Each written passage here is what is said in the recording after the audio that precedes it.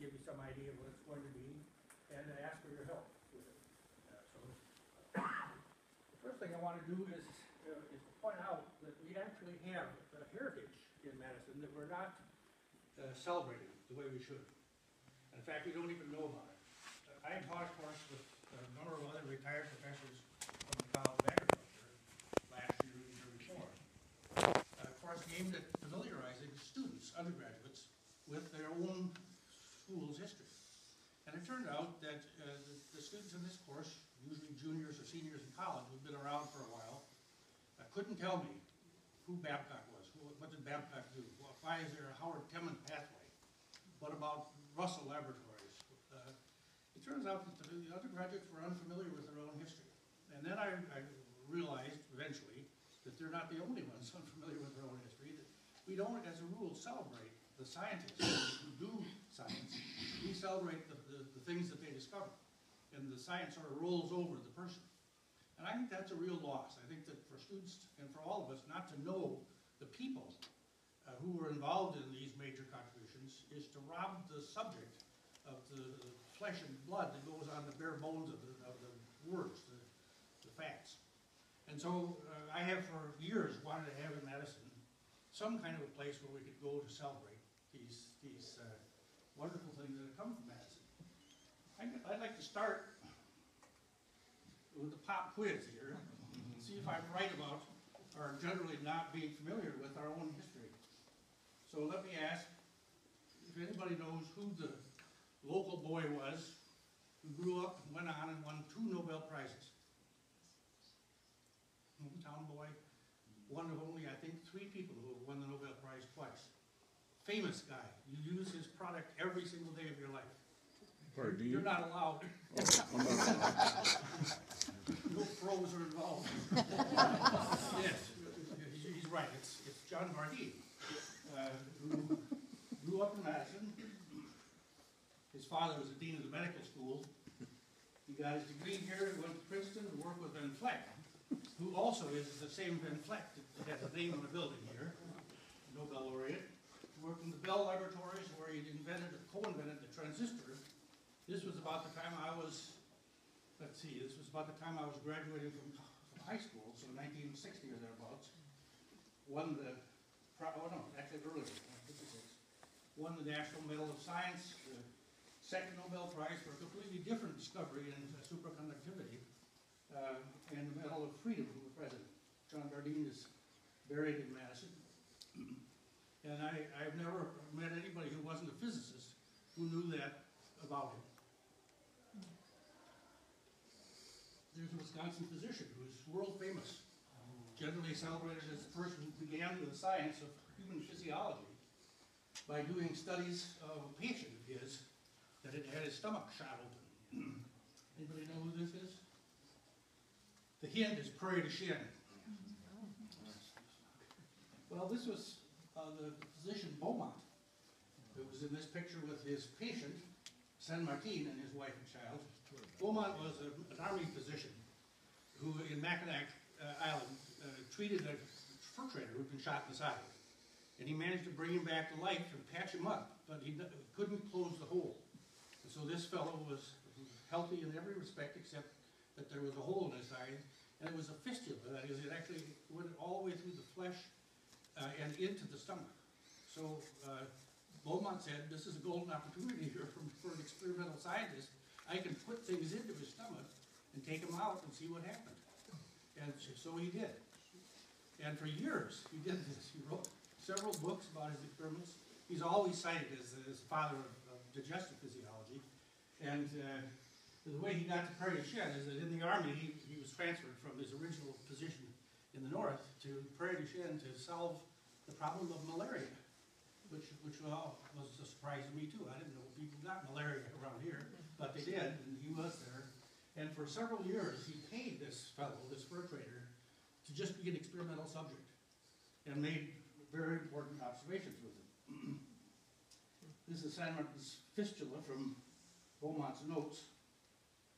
Now, of course, we routinely make fistulas for study. This is a couple of there. This is A. Derriow.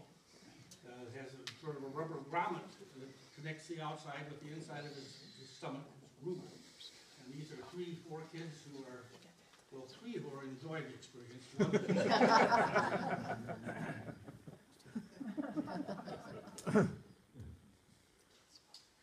Does this ring any bells with anybody? President of the Sierra Club, founder of Hoofers. Hoofers is the athletic club on campus, and it's a world famous, very effective club.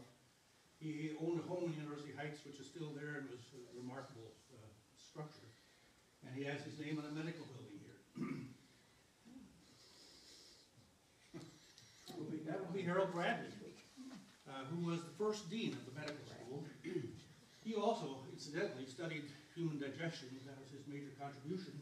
But along the way, he managed to have the time to start the Hoofers Club, to be the president of the Sierra Club for a couple of years.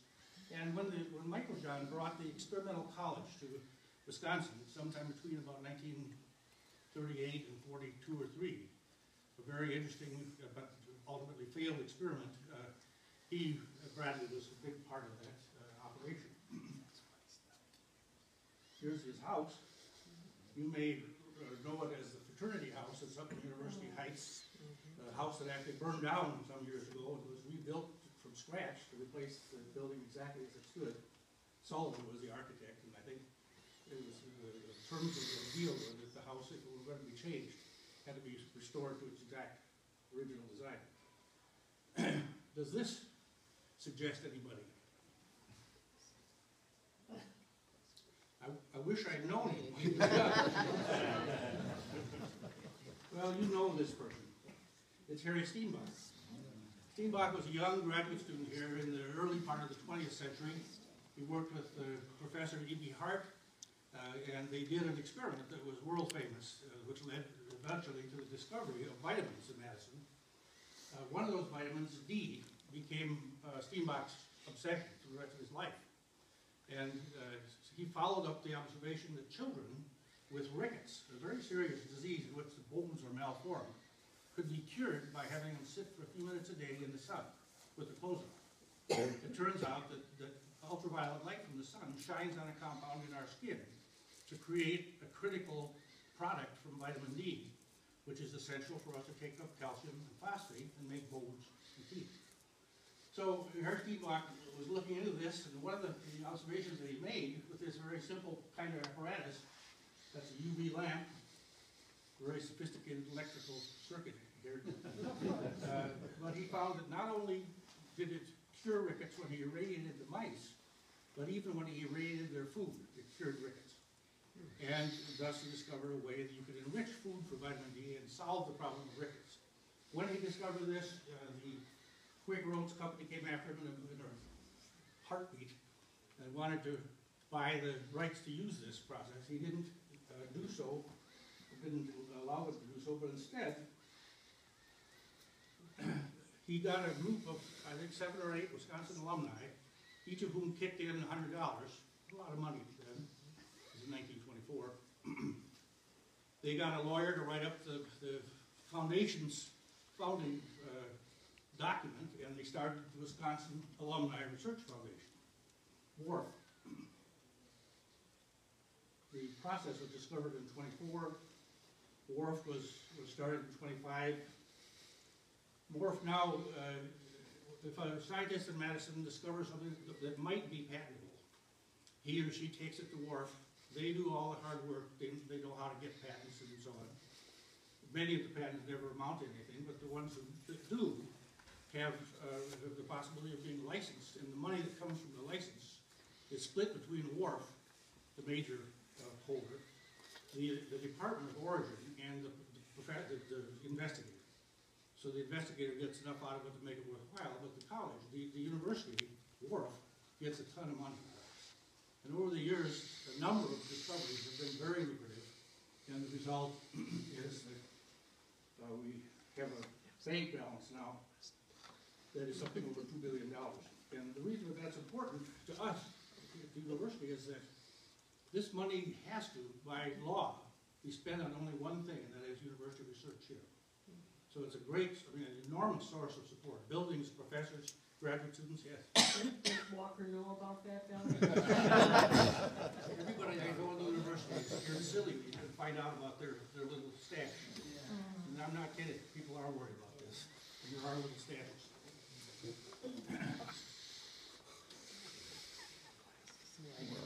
This guy is probably not as well known as some of the other ones, but I'm confident you don't know who Elmer McCollum was. But McCollum was a graduate student with Hart in the period about 1910.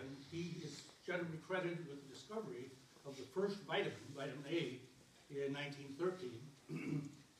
He began his career here doing experiments with cows, heifers, and those experiments involved feeding and weighing and testing and watching the cattle over a long period of time, 2 calving cycles.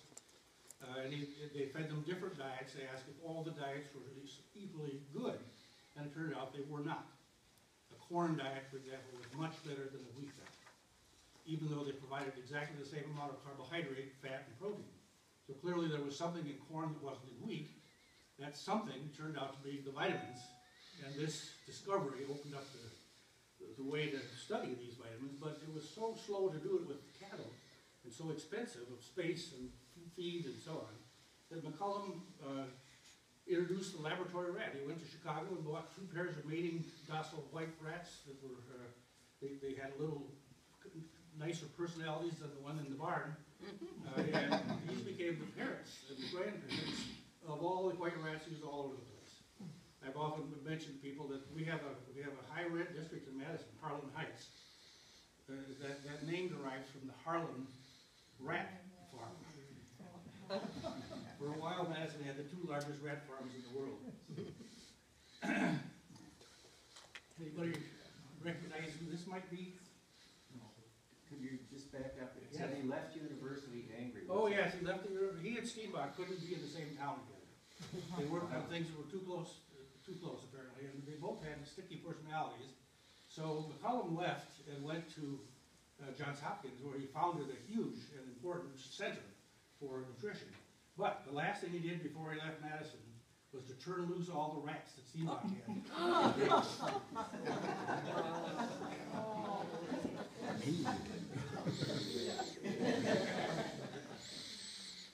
So, bioethics. Van Potter was a world-famous biochemist. He was one of the people who studied cancer in the early days in the McCardle Laboratory, when it was the best and most famous institute for cancer studies in the world. Van on the left is a young man standing next to a fancy model of DNA that he figured out how to make out of paper. But on the right is Van is an old man. He, by this time, was a long-term member of the National Academy of Science. He had made tremendous contributions scientifically. But he had all of his life been concerned about the way we treat our own environment. And well before most people were worried about this, he was. And he wrote this book, Global Bioethics, which ends with a sort of a creed of what one could and should do if he really cared about preserving the environment. He was way ahead of his time. He invented the term bioethics. And he has secure, his reputation was completely secure from his sciences. It's not necessary for him to advance into this new area.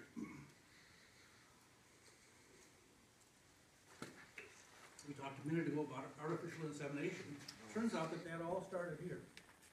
Did you know that? All this in vitro fertilization took place in Madison. And in fact, it became a multi-billion-dollar industry. Did you say you were from ABS? Mm-hmm.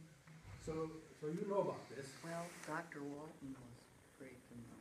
Yes, well, the person I have here is Henry Lardy, who is a young man, graduate student, came onto the campus in 1940, and his advisor assigned him one job, which was to figure out how to make bull sperm stable for not just minutes, but hours outside the bull. At this time, the very most dangerous thing on a farm, any dairy farm, was the bull. But you had to have a bull to provide the sperm. And so the idea was if you could collect the sperm and then divvy it up among the females here on the farm, but also in the next farm or the next county or the next country, you could breed the special bulls much more widely. but this required that the sperm be made stable. And so Henry Lardy's job was to do this. He said he was assigned a vicious beast as his experimental model, and he very quickly discovered that the items that are found on a farm, namely egg yolk, you could greatly extend the life of both sperm, and this made artificial insemination a practical possibility. And now it is, I think, a multi-billion-dollar industry, worldwide industry. Lardy did plenty of other things. His research over the many years of his career until he died in the lab at 93 years old involved enough contributions so that if you put his picture in a textbook next to each thing that the textbook contained from his work, his picture would be there 20 times, which is most remarkable. It also turns out that the last 15 years of his life, he studied this compound, 7-oxo-PHEA, as a potential extender of life. And we all think he must have been licking his fingers when he did this work, because he himself was a tremendous physical specimen well into his 90s. The sperm that they were able to collect had to be distributed to farms around the area. And in certain parts of the year, like the spring, when the roads were all muddy, they couldn't drive a car or a motorcycle out into the country. So they actually flew an airplane over the farms and parachuted in sperm. And yes. I want to join the airborne. So let me now change the subject. I hope it convinced you that there are many remarkable contributions to science and engineering from Madison, from the Wisconsin area. And we don't celebrate or know about them very much. So how do we change that?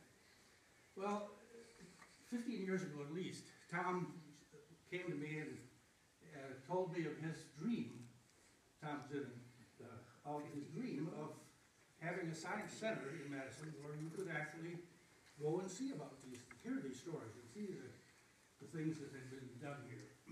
This slide is one that he made, and I think the slide may be at least 10 years old, maybe 15 years old, but it was his way of pointing out that Madison is a remarkable center for science, but we don't have a venue for displaying this product.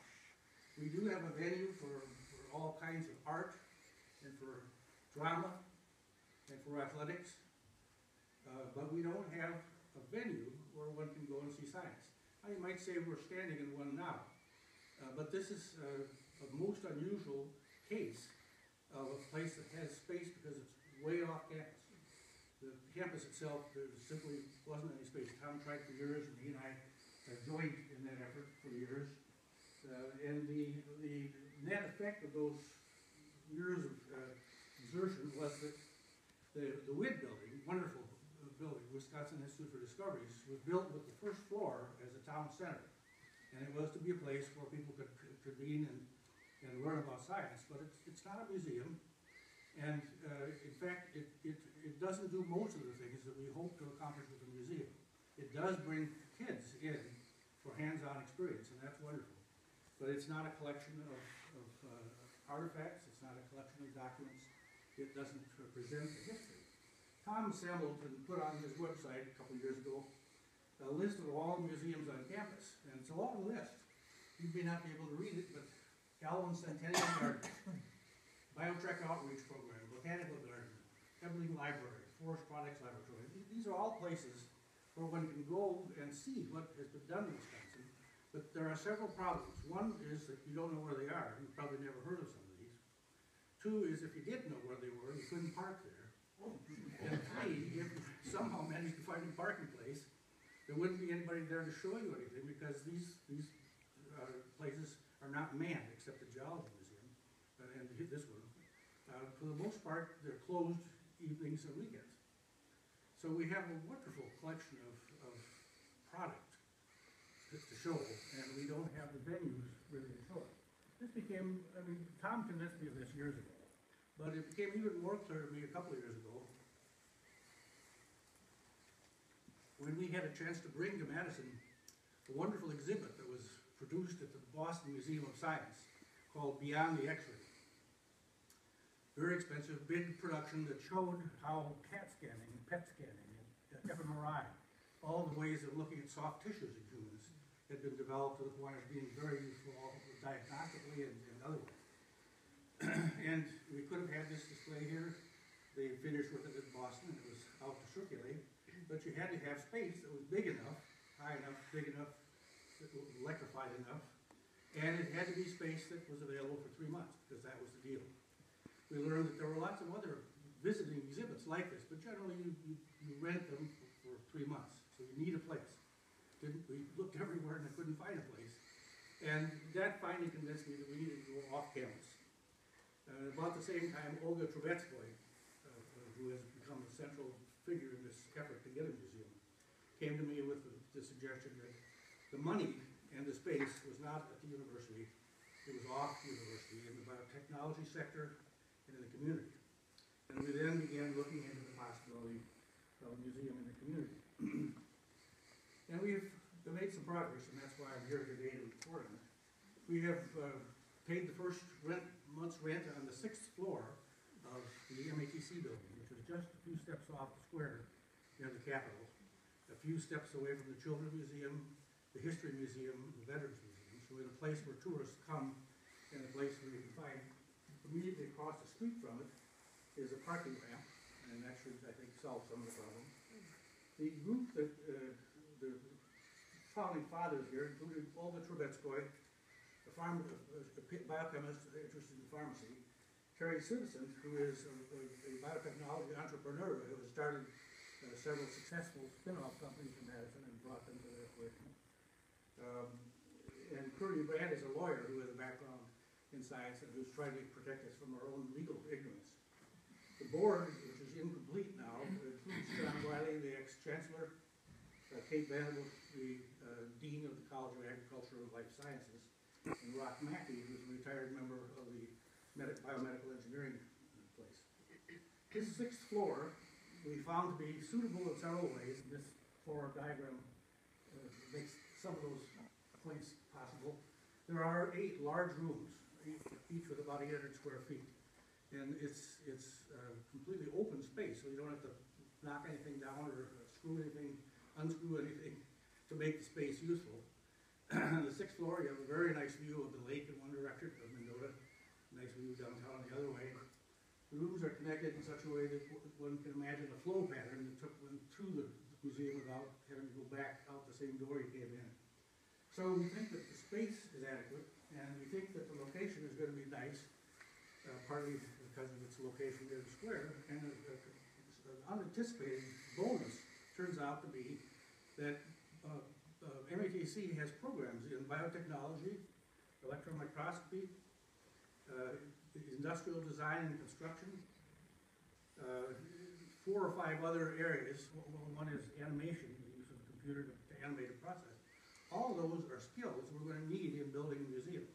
And we've discovered that the people at MATC need and want and are eager to have internships in which they can get practical experience doing exactly what we need them to do to help us here. So we have already initiated some contacts, some contracts with them. We'll be doing some grant seeking together, and I think it'll be a very nice connection. So, one of the things we want to do in this place is to try to emphasize the really significant discoveries that have come out of Madison. And this means something like a Hall of Fame. We realize that the football team has a Hall of Fame, and there's a bronze statue of a football coach, but there's no bronze statue of a Nobel laureate that he played. We'd like to change that. So there are far more than the ones I've pictured here, people who have made major contributions. But just for beginnings, in the life sciences, these 6 across the top all won the Nobel Prize. Altogether, I think 14 Nobel Prize winners have come from Madison. The Wolf Prize in agriculture is the equivalent of the Nobel Prize in agriculture. And you see here that Henry Lardy, who when I spoke about as having discovered how to hold a sperm stable, Lardy won that Wolf Prize, and he won it 40 years after he did the work. It was finally acknowledged as important. Neil First, who has just very recently died, was the first one to do in vitro fertilization. And of course it was with farm animals. And he developed the techniques for in vitro manipulation, We were talking earlier about the three-parent child. Well, this is where it began. Oliver Smithies over here, the one in color, took the work that Neil First had done and extended it to the point of being able to take a mouse and go in and change genes to test the effect, physiological effect. So, for example, if you wondered whether a mouse without insulin would be in trouble, you could go in and very specifically remove the gene for insulin, leave the mouse in other ways entirely intact, and see what it caused. This is an enormously powerful technique in medicine now, because if you want to try to see what a certain lesion would be in a human, you just knock the gene out in a mouse. The Lasker Award is generally considered the last step before you get the Nobel Prize. On my desk, if I'll demonstrate, I have a Lasker Award, but not because I won it. It's because Carl Paul Link, the discoverer of warfarin, Coumadin, twice won the Lasker Award. Sewell Wright was an internationally famous geneticist whose work still is key to a lot of human genetics. Joshua Lederberg spawned the entire molecular biology revolution by discovering that genes could be moved from one bacterium to another and thus could be mapped. And so the stories go on. I mean, each of these people has an enormously interesting contribution to science, a story that you could spend hours telling. How do you tell these stories? What will we try to do in the museum? Well, one thing, this is actually a display that was put in the library at the university, describes the life and the contributions of one person, Stephen Babcock, and it's like a scientific meeting poster. It has headlines and pictures and a sort of a text that you follow. And these things can be very easily displayed now on touch screens, big touch screens, so that you can choose to see this one or that one just at your meeting. So it should be possible to take many such things as this and have the stories of a lot of individuals there. Another way you can do things is to try to collect the artifacts from an individual and label them and present them in a picture. This is a display that I put up to the Steenbach Library in Madison. It includes the medals that Babcock won. He won the international first prize in the World Fair of 1900 for his discovery of the Babcock butterfly test. Here's the analytical balance, the scale that was in his laboratory. Here are a couple of vials full of old corn seeds that he sealed himself in 1900, and they're still in the field. So one can collect on the campus the artifacts, the instruments, and the photographs, and the documents that relate to the stories that we're trying to tell. And one can do that for as long as they exist, but of course the problem now is that this stuff disappears at a ferocious rate. It gets in the way and somebody chucks it, and there's nobody to save it, it goes. This is a picture I took in the Aldo Leopold Center in Monona, and it shows how you can use these touch screens to direct your attention to any of a number of different subjects. So one screen serves many interests. One screen can be set up to either be sort of for a child, or for a sophisticated scientist, or for somebody who's in the middle. And you can get a lot of mileage out of a couple of touch screens that way. The Beaumont story that I said took place in Prairie du Chien is celebrated in a museum. It's actually called the Fort Crawford Museum. Well, here's a picture of one of the displays there, where they have collected from various places photographs, instruments of the time, documents, and so on. I was actually surprised that this little museum was heavily, I mean, there were a lot of people going to this little museum. Here are the kinds of documents that very often tell stories as effectively as anything. I said earlier that there were these visiting displays, and this museum will try to have always one such display in place. The one that I'm describing here, Beyond the X-ray, took more than 1,000, I think close to 1,500 square feet. We have that space. It cost for a 3-month period $30,000, which is really not terrible if you think about what you get for it. When I discovered that this visiting show was available, then the same day I learned that we had decided to hire a speaker at one of the university's functions in science, and his one speech was going to cost $30,000. I decided that I'd rather receive the artifact. But this kind of exhibit is very professionally put together. It's walked through in the sense that there are many things that you can touch and try. When we discovered 2 years ago that this was available, we put the word out to campus to ask if anybody here would like to help us to bring it here and so on. And the imagers came out of the woodwork. The university's hospital is a center of biological imaging. And the people there in those several departments that do imaging already were running with money and with their own expertise to add to the exhibit with their own things. So the will is certainly here. There's another exhibit on the American Heart Association in which you can walk through a heart and learn about heart disease and heart problems. Here is a poster, sort of a life poster of Henry Lardy, another way for one to do this. Here is a picture taken in the Mathematics Museum in New York City, which involved lots of touch screens that have the beautiful feature of allowing the user to select a challenging but not too challenging level for themselves. So there are 3 levels, and one can always step out of the subject and go to the history. Here there was a button for the history. You can see who the people were that did what they did. None of the things we want to have in the museum, and I hope it will be something that influences legislators, if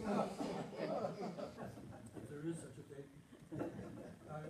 You remember years ago, Senator Proxmire would every month draw the press in and announce that he discovered another really stupid grant that somebody was getting from NIH or the Golden Fleece Award. And it was a very effective piece of PR. I mean, it really did make some research look pretty silly, because he looked at the titles of grant proposals and not at their content or their goals. Well, one of the things that scientists get for all the time is their use of animals that are not obviously medical models. You know, the Congress tells us, study cancer in humans, study heart disease in humans. And instead we talk about Drosophila and Manduca and each of these creatures. And I dare say that every one of these creatures has won somebody a Nobel Prize, and most of them have won more than a Nobel Prize. It's because we choose to study a problem with an organism that is most amenable to study of that problem. And we do so with a firm confidence based on evolution that what you learn from a fruit fly will be applicable in some substantial degree to the human. So we don't worry about that. It's true. It turns out again and again to be true. But we don't tell the public that. And we need to do so. We need to have a place where we can make the strong argument in favor of research on model organisms. This building, the 6th floor of METC, actually has a large chemistry laboratory built in. It used to be where they taught chemistry. And so we're going to be able to do hands-on wet chemistry there. And one of the things that I've done in another course that I teach is to have students do experiments from 100 years ago using the instruments from 100 years ago. This is a case in point. These 2 guys in the course are doing the same thing that Stephen Babcock is doing here, with the very same equipment. And they got, fortunately, the same result. Here's a Babcock centrifuge. And I want to just end by showing you the kinds of things that we have as articles that can be looked at in a site that allows you to describe in more detail what each of the things does. These are all in your office? These are all in my stash, 3 rooms that I guard with my life.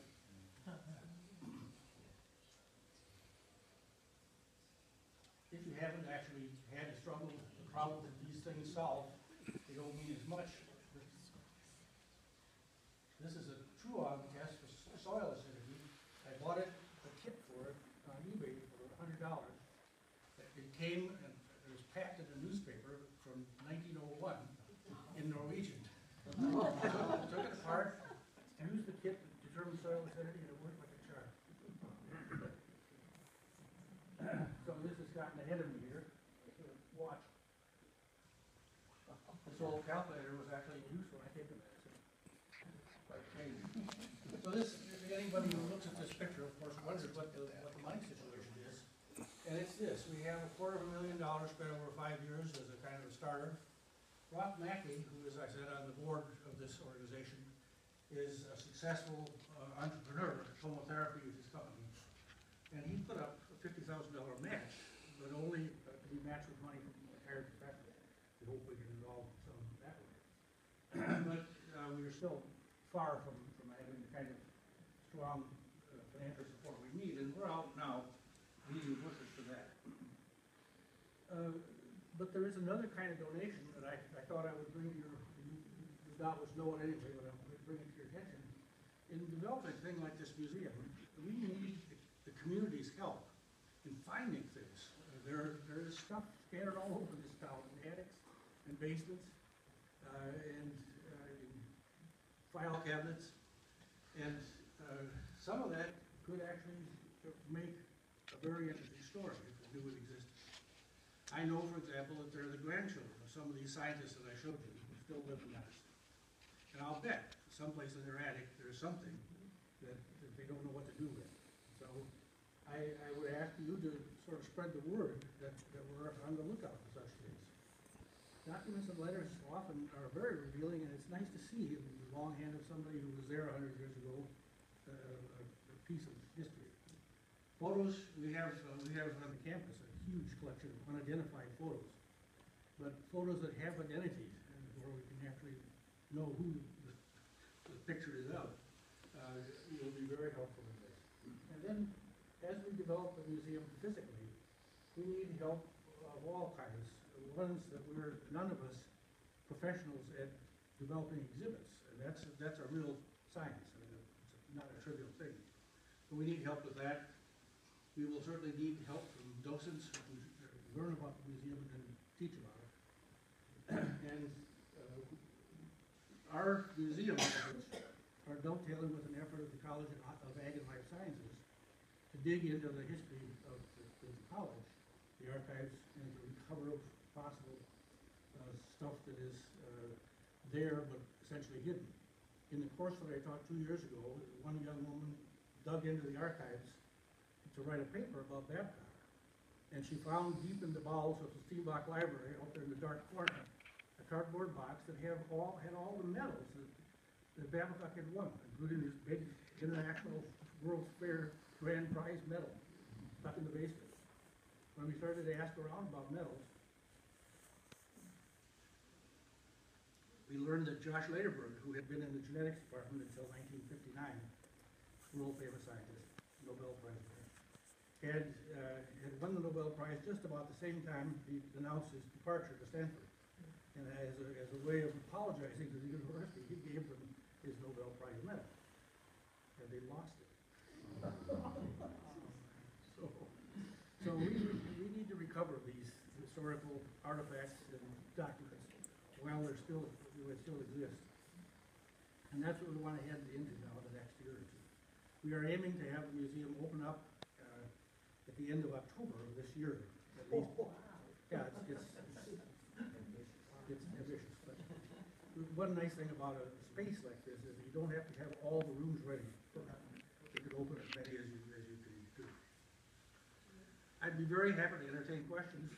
If any of you feel overburdened by the filthy lucre that's so hard to difficulty of being rich, just come see me. We'll talk. Yes? Are you envisioning having an exhibit come in like that X-ray exhibit, have moving exhibit? Yes. We would actually like to have an exhibit like that all the time. Yes. I was going to say, in terms of seasonal or rotating exhibits, one thing that might be good is to include something about what's coming next or what's on the horizon, what Yes.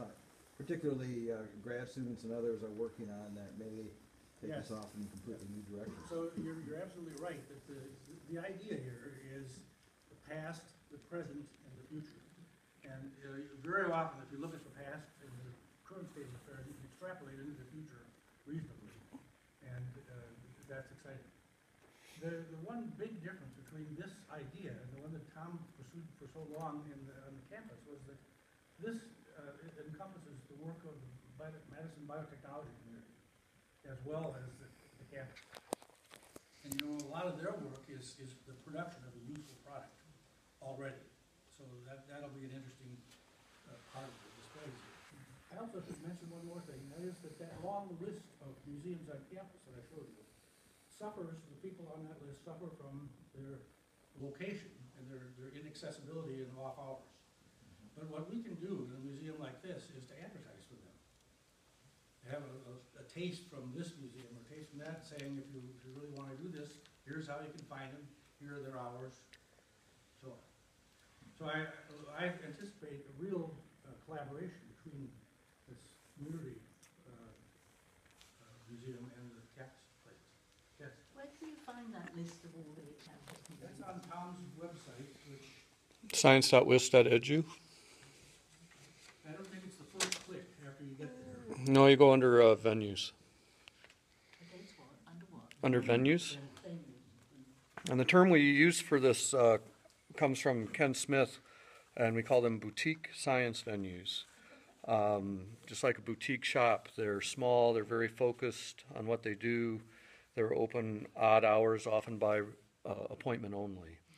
And by being able to use that word, we're able to convey the strength and the weakness of what those venues are, but we need, it'd be very nice to have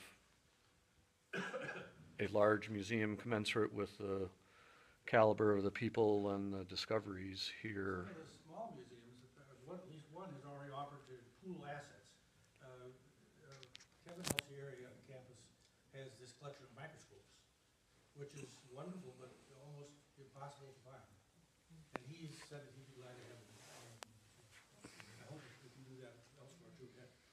Another dimension to look at is other museums that have technical as well as subject matter background, and obviously the Historical Society Museum on a Square Yes. is one example. In fact, they have a pretty good display about Babcock Yes, they do. incorporated into part of their exhibit. But also there's the Horde Museum, for example, in Fort Atkinson. So I'm thinking there's a lot of other Yes. private as well as public sector museums. You go up into the Fox Valley, there's some museums up there as well. Yes, I have already started going around and looking at museums. I probably have seen 15 or so. Some of which are really very comparable to this in size and in the origins and so on. And others are bigger and more successful and sort of beyond our first plateau. But yes, of course, there's a lot to be learned. We joined the Wisconsin Organization of Museum Directors, and we had a meeting in Baraboo this year. We went to that. But this is not rocket science. You have to find something interesting. And then you have to find somebody who has the artistic and the engineering smarts to tell the story in a way that's attractive and seductive. And we need help with that, clearly. We're going to try to put together an informal course where we have the people who are developing exhibits, we have about 40 now doing that, work with a few people on campus or off that have already experience in constructing museum exhibits. I hope that'll turn out to be mutually satisfactory. I thought I saw something. You know, I was gonna raise the issue about for years, the city of Madison, would like to have a museum, the Historical Society and the Veterans Museum in a facility. There's a lot of politics involved in that, and they don't have that enumerated, but I know that I was just wondering why, you couldn't fit into that Historical Society. Most people realize that they think it's part of the university already, even though it's a separate. Yes. It's a separate state agency, but their facility is right on campus. Yes, but the problem they have now, the Vets Museum and the History Museum, is that they already are bursting at the seams and looking for ways to expand. Or I think the State Historical Society is building. They're building Nearly finished. the legislature's enumerated money for them to have a storage facility, Right. which is gonna be on Thornton Avenue where the state had its fleet operations, Yeah. if it ever gets going. Yeah. But but not the actual exhibit area itself. That I recently talked with the guy at the history museum about this, and he's very nervous that they will somehow be forced to move out of that space before the storage space is available. So I don't know the political ins and outs of this, but I know that they are contemplating a move by both the history museum and the vets museum. There was some talk of their sharing space, I think, but apparently it's not under the. I'm not sure the state building commission's ever enumerated they've enumerated the storage facility, as I said, but not the actual space on the square for actually a museum per se. You might be able to get in on that long term, I don't know. Yes, we actually, we have already talked with a lot of the people in the museums, and certainly want to stay in contact with these things. One other thing that I haven't mentioned is that we don't intend to be a children's museum, and we don't therefore have any competitive interests with the children, the wonderful children's museum we have. People who will profit from the museum I've described are the ones who can read, understand instructions, follow sensible directions, and so on. Grad students then.